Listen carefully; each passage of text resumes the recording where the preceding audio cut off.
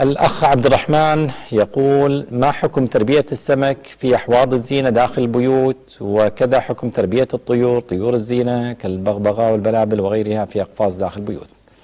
النبي عليه الصلاة والسلام قال لعمير: يا عمير، ما فعل النقير؟ النقير طائر صغير كان عند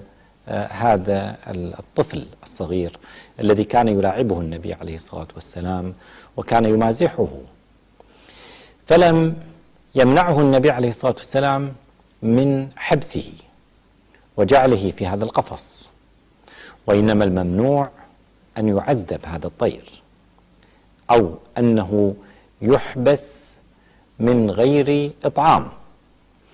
ألا ترى أن النبي عليه الصلاة والسلام قال: دخلت امرأة الجنة في هرة، ودخلت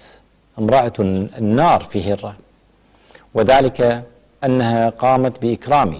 هذه الهرة بإطعامها فدخلت الجنة، ومن قامت بحبسها ولم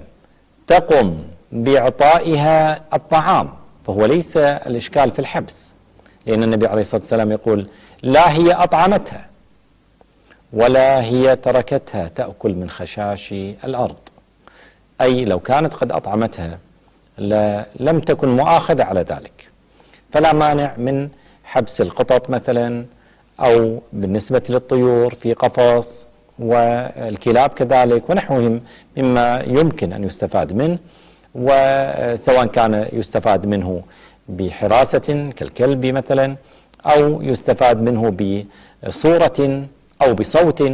الصورة يعني بالشكل أو بالصوت، فكل ذلك أمر مشروع بشرط أنه يطعم ولا يترك. وكذا بالنسبة للأسماك للزينة لا مانع من اتخاذها بشرط أنها لا تهمل ولا تترك حتى تموت.